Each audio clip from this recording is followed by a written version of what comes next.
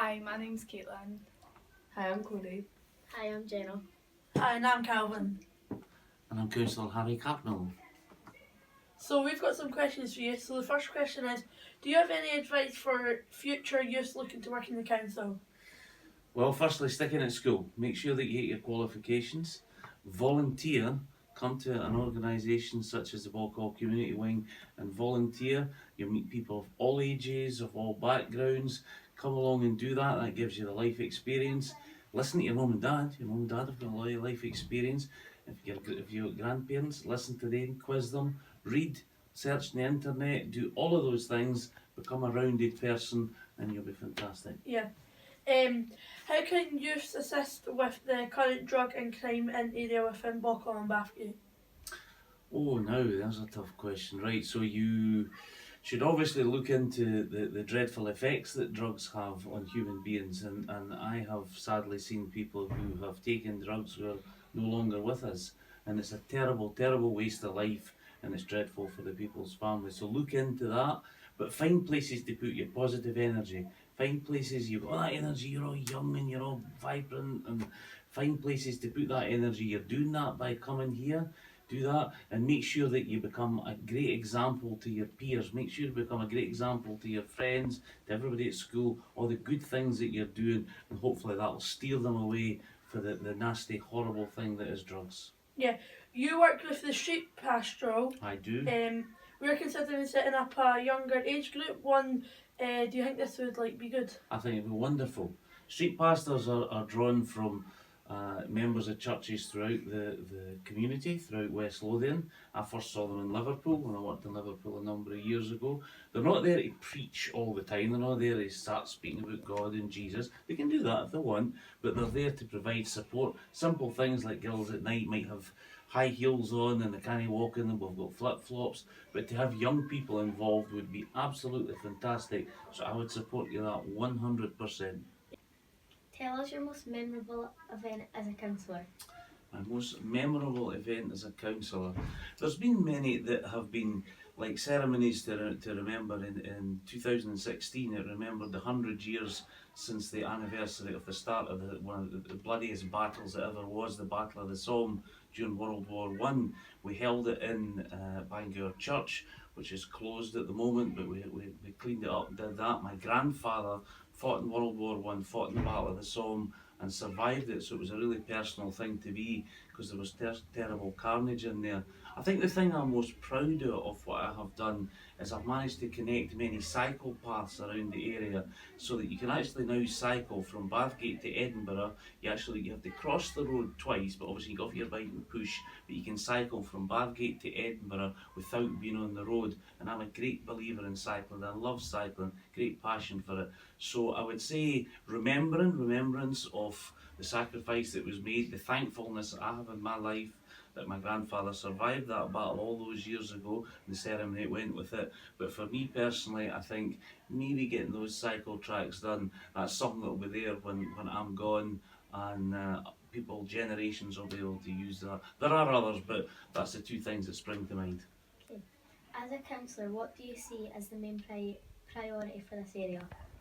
Main priority is to make sure that everybody has a safe, clean home, to make sure that they have a good education, that our schools are looked after, to make sure that our young people are supported in every way possible, and also this magnificent facility that we're in at the moment. You need somewhere to come, I said earlier on, come here and put your energies into a positive place. This is the most positive place. It gives you things to do. You're meeting people like me, who's a different generation to you. I can remember when I was your age, but I think that's all really important, that you're given opportunity, and that we make the community as good as we can, and we look after it, and we give you play facilities, football facilities, gymnastics, whatever else. Give you young people positive places to put their energy, and also for older people to be able to come in here and get nutritious meals. That's very important, and the social aspect of them all coming together, and also to support the church up there. I have a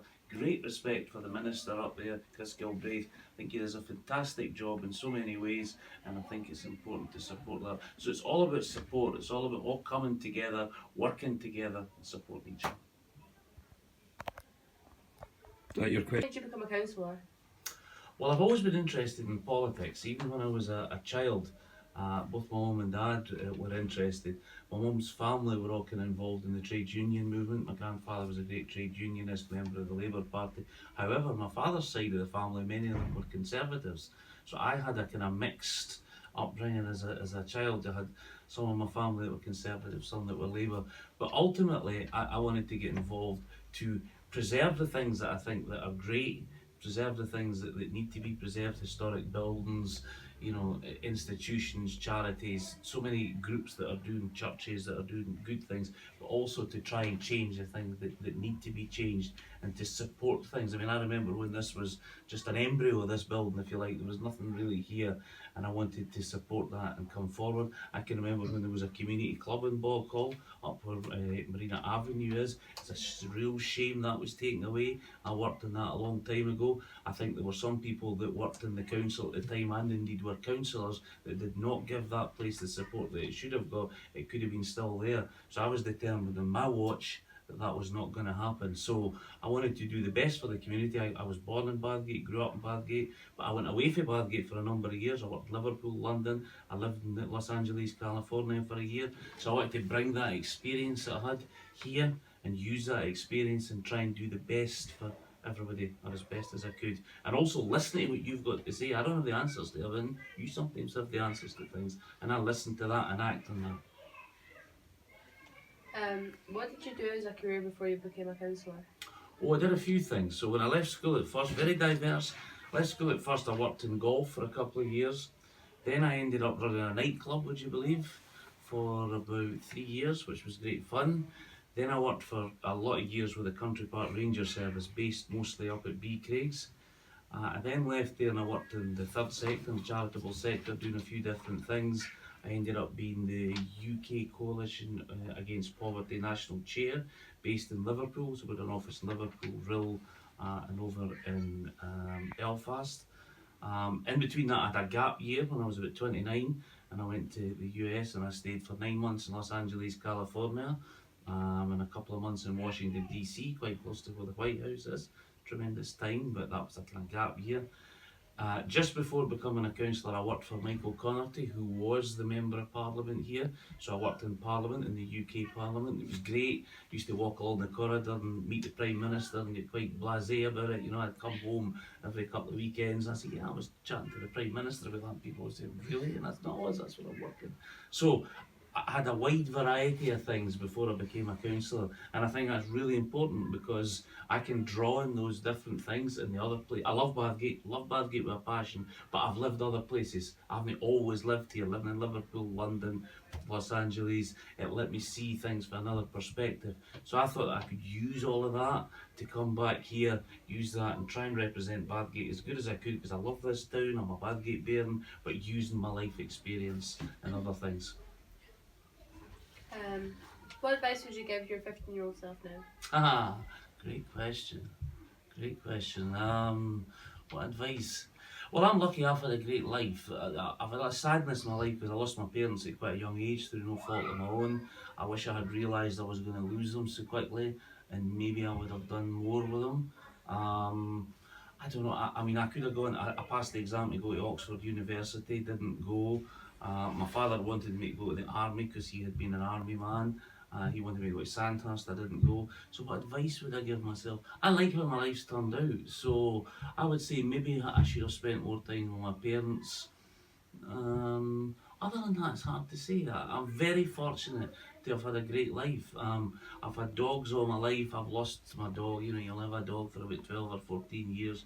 You know, I would wish I'd realised maybe when I was younger how short a time that was.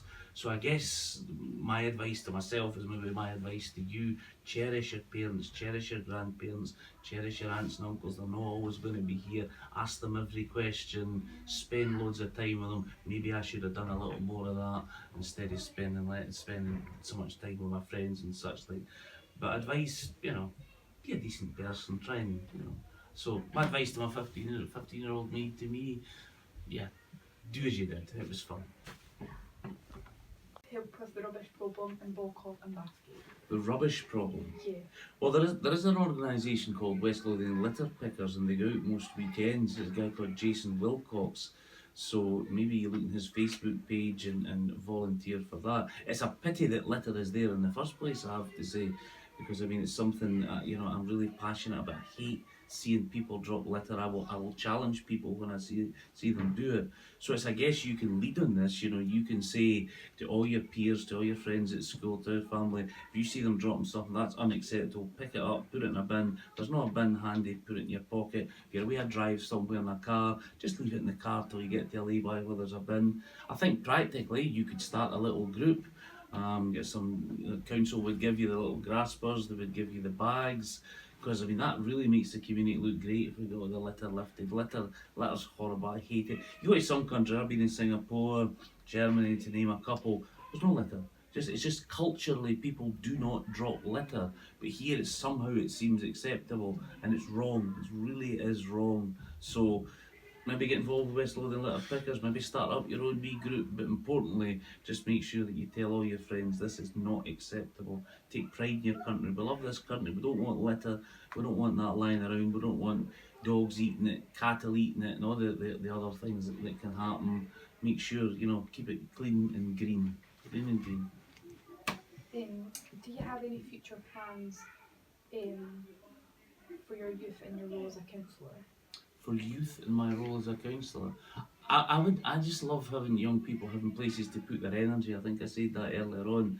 Some for a lot of people it's sport. For me, when I was a kid, it was golf, it was cycling, it was mountain climbing, it was all those things. I still do these things.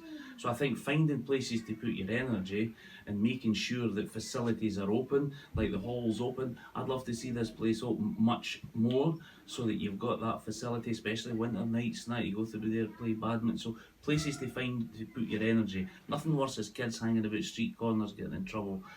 Find places to put their energy. Make sure I support the schools. I go to 7 parent councils in Bathgate.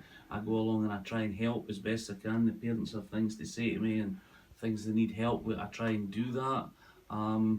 Sticking at school is so important to get qualifications. I mean, I have what you used to get was O levels. You used to get. I'm sure Mum will tell you what O levels. That seems 100 years ago, doesn't it? But I've got 6 O levels, 3 highers. That's what I have. I don't have a university degree, but now it's important to do that. So do that. Yeah, stick in with that.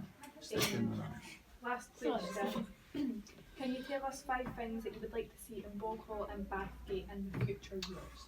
5 things. Wow. Well, number 1, I would love to see this fantastic facility open more, so that the hall opens, so that it's open for young people all the time. So there's one thing. Maybe a great focus on finding sport, you have fantastic facilities down at Bathgate Academy, again shut some of the time, shouldn't be shut, that should be done. So that would be 2 things. Supporting the schools as best I possibly can.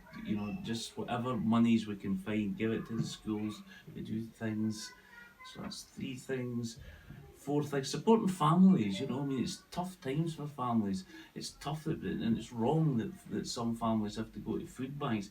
Even people who are out there working, earning, they're still finding they have to go to food banks. Something needs to be done to stop that. That's wrong. The minimum wage, the living wage needs to come up a bit, or the tax level when you start paying tax needs to go up. Those sorts of things need to happen. I don't know, a 5th thing. Oh, you really put me in the spot. A 5th thing. You could maybe suggest that to me. That's 4 things I can think just off the top of my head.